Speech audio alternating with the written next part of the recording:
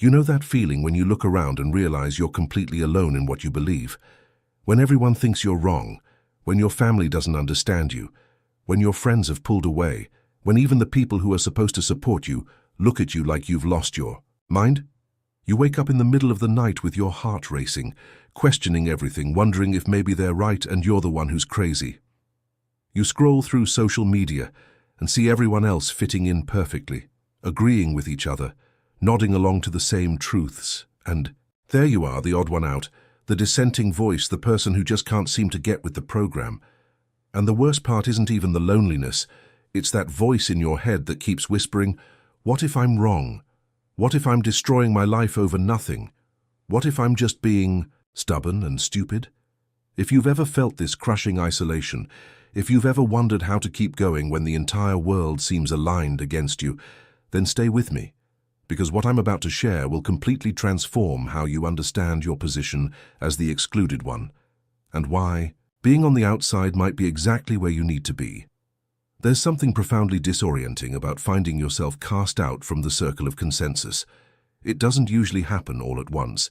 It's more like a slow realization that creeps up on you.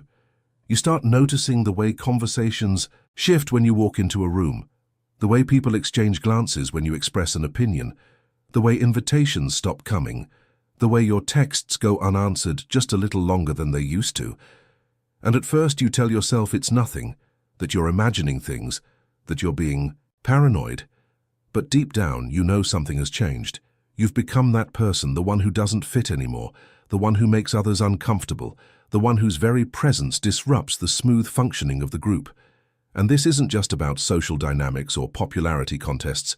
This is about something much deeper, something that cuts to the very core of how we understand truth and reality. Because what happens when you find yourself excluded is that you start to doubt everything you thought you knew. The crowd has an enormous gravitational pull. When everyone around you agrees on something, when they all see the world a certain way, when they all share the same beliefs and values and assumptions, it becomes almost impossible not to wonder if maybe you're the one who's missing something obvious. The pressure to conform isn't always explicit. Nobody needs to threaten you or punish you. The mere fact of being alone in your position is punishment enough. The human animal is a social creature. We evolved to survive in groups, and exclusion from the group was, for most of human history, a death sentence. So our brains are wired to avoid it at all costs. That's why being the excluded one feels so devastating. It's not just emotionally painful, it triggers something primal in us, an ancient terror of being cast out into the wilderness to die alone. But here's where Michel Foucault offers us something extraordinary, something that completely inverts our understanding of this situation. Foucault spent much of his intellectual life studying the excluded, the outcasts, the ones pushed to the margins of society, the mad, the criminal, the sexually deviant, the ones who didn't fit into the neat categories that society created for acceptable human existence. And what he discovered through this study was revolutionary. He realized that the excluded are not simply victims of an unfortunate social process. They are not just people who failed to adapt or who made bad choices. The excluded occupy a unique position in relation to truth and power, a position that paradoxically gives them access to insights that those inside the circle of consensus can never reach. Think about it this way.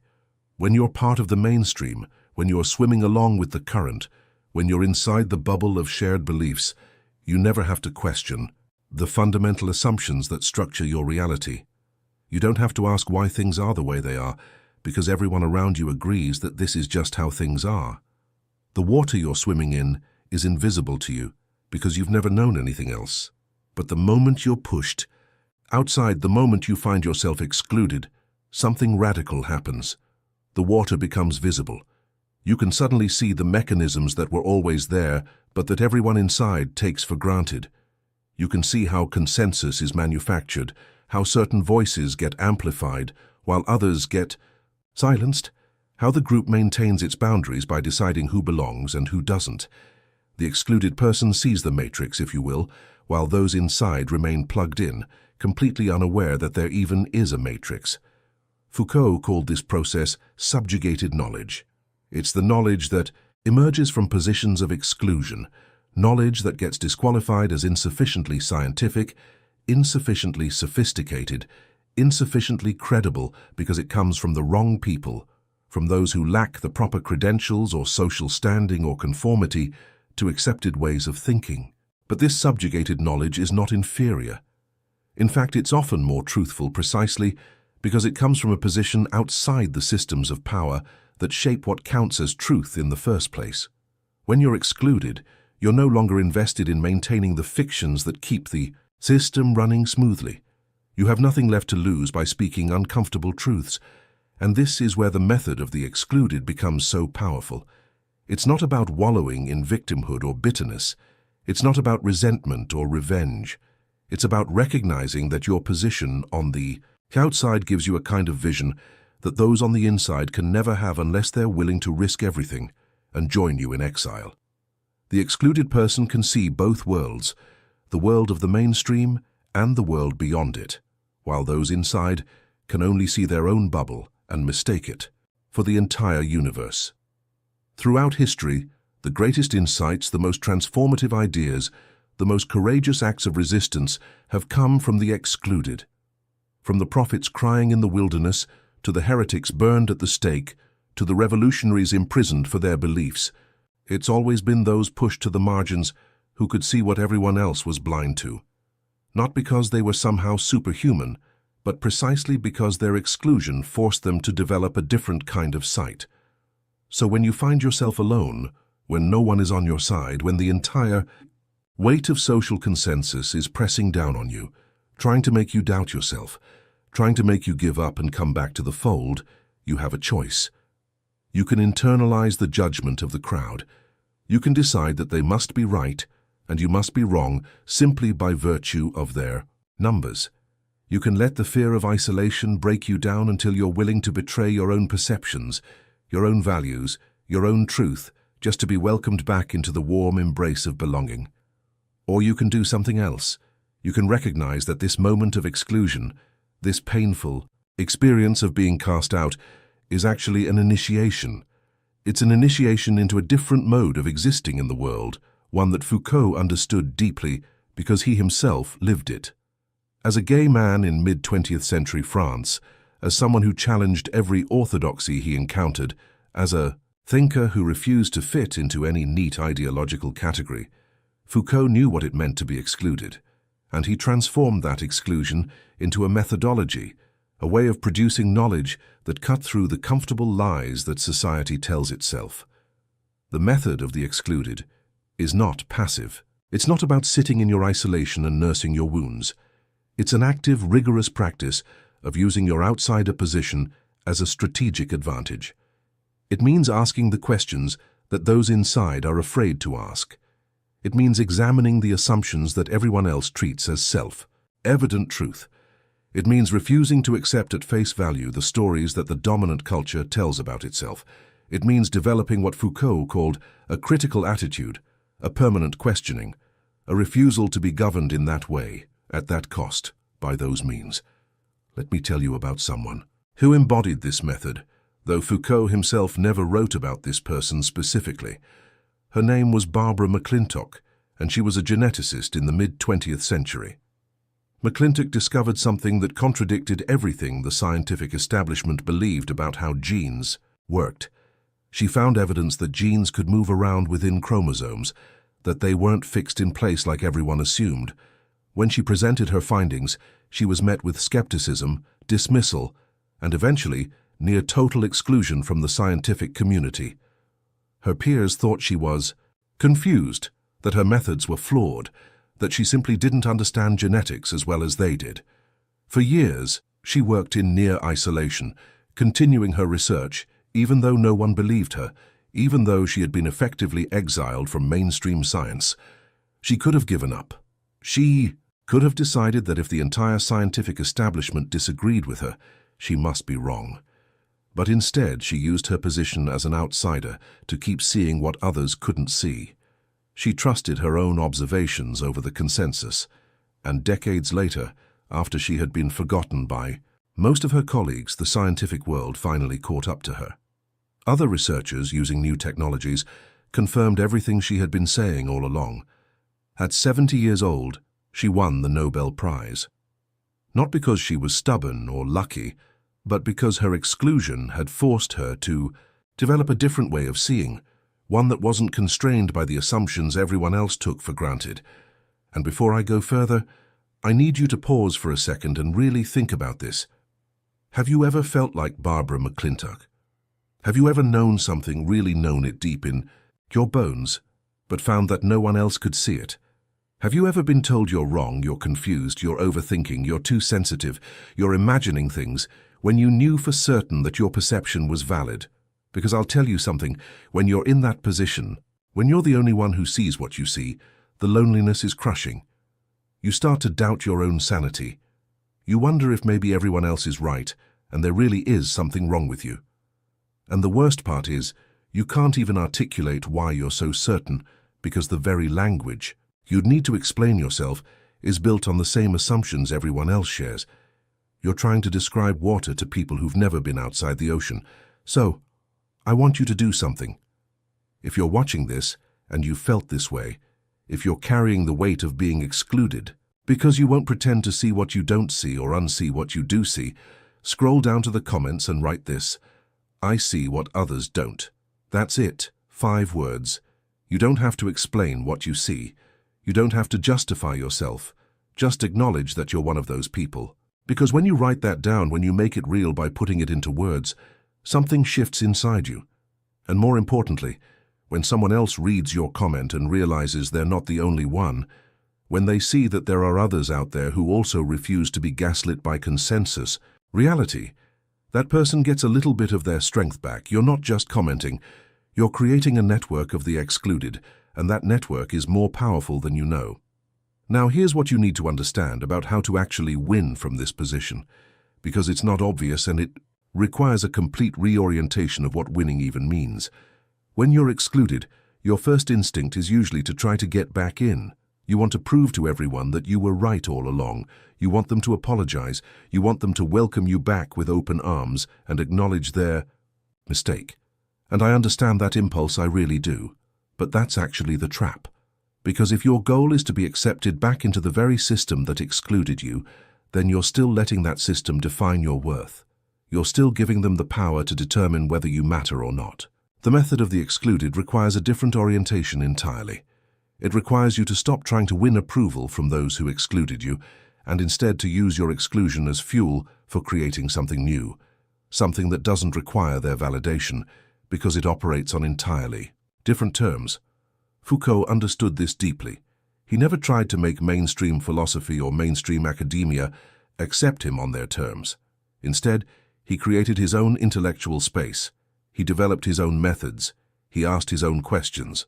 And yes, eventually the mainstream came around to recognizing his brilliance, but that recognition was almost beside the point. He had already won by refusing to play the game according to their rules. This is what I mean by the method of the excluded. It's not a strategy for getting back into the club. It's a strategy for building something better than the club, something that makes the club irrelevant. So what does this look like practically? It means, first of all, that you have to stop seeking validation from those who excluded you. This is harder than it sounds because we're so deeply conditioned to care what others think, especially others who hold positions of authority or social power. But as long as you're seeking their approval, you're giving them power over you. You're letting them define whether you're succeeding or failing, and they will always define you as failing as long as you remain outside their circle, because your very existence outside that circle challenges the idea that their circle is where truth and value reside. Second, it means you have to trust your own perceptions even when, especially when, they contradict consensus reality. This doesn't mean being dogmatic or closed-minded. It means developing a rigorous internal compass, a way of evaluating truth that doesn't depend on how many people agree with you. Foucault called this the practice of the self, the cultivation of your own capacity for critical thought and ethical action independent of external authorities.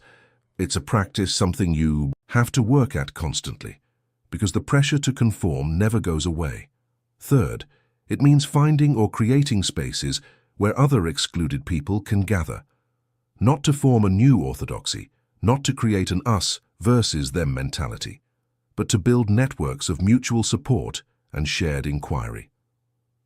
The excluded need each other because isolation is the weapon that power uses most effectively against those who challenge it. When you connect with others who have also been cast out, you create pockets of resistance, spaces where different ways of thinking and being become possible. Fourth and crucial, it means refusing to become bitter or resentful. This is perhaps the hardest part because exclusion hurts, and it's natural to want revenge, to want to see those who excluded you suffer the way you've suffered. But bitterness is a trap. It keeps you psychologically bound to the very people and systems you're trying to free yourself from. The real victory is not making them pay. It's becoming so free, so creative, so alive in your exclusion that their judgment loses all power over you.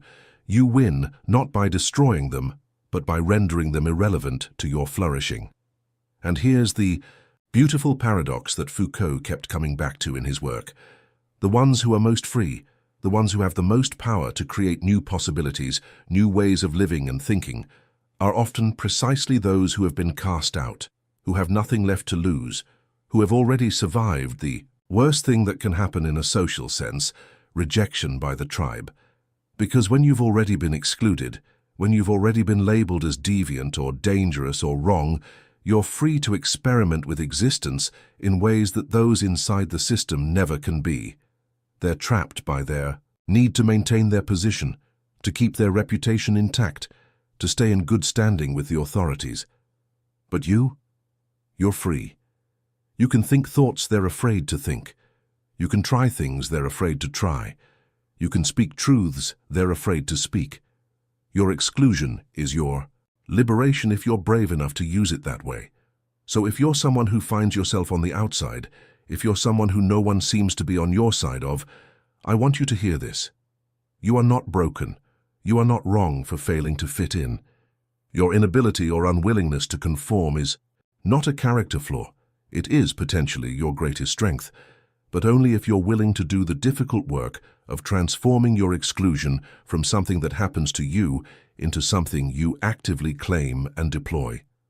Only if you're willing to stop trying to get back into a game that was rigged against you from the start and instead create new games with new rules. Only if you're willing to trust that the vision you have from your position on the margins might be clearer, more truthful, more valuable than the comfortable illusions shared by those at the center. This is the method of the excluded. It's not easy. It requires tremendous courage and stamina and faith in yourself when everything in your environment is telling you you're wrong. But it's also the only real path to genuine freedom and genuine creative power. Because at the end of the day, every significant transformation in human history has begun with someone who was excluded. Someone who everyone else thought was crazy or dangerous or foolish. Someone who refused to accept the world as it was and insisted on seeing and creating something different. If you've made it this far in this video, I know. You're not looking for easy answers or quick fixes. You're someone who's willing to sit with difficult ideas, who's willing to question everything, including the stories you've been told about what it means to succeed or to matter. And I want to invite you into a community of people just like you. This channel exists for the excluded, for the ones who think too much and feel too deeply, and refuse to pretend they don't see what they see. Every week, I create content that explores these edges of human experience, that takes seriously the questions most people are afraid to even ask. If you want to continue this journey, subscribe to this channel and turn on notifications so you don't miss any of these explorations. And if this video gave you a new way of understanding your own exclusion, if it helped you see that being on the outside might be exactly where you need to be, leave a like so that this message can reach more people who are struggling with the loneliness of standing alone. You're not alone in being alone. There's a whole invisible network of us out here, the excluded ones, and we're creating something that the mainstream can't even imagine yet. The truth is that most people will spend their entire lives inside the bubble, swimming along with the current, never questioning the water they're in, never risking the terror and freedom of the outside. And there's nothing wrong with that. Most people need the security of consensus reality. They need to feel part of